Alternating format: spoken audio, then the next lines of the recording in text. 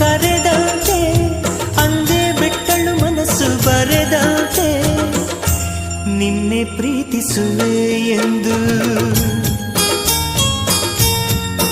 ನನ್ನ ಪ್ರೀತಿಯ ದೇವತೆಯು ಬಳಿ ಬಂದಳು ನನ್ನ ಹೃದಯದ ಬಾಗಿಲಿಗೆ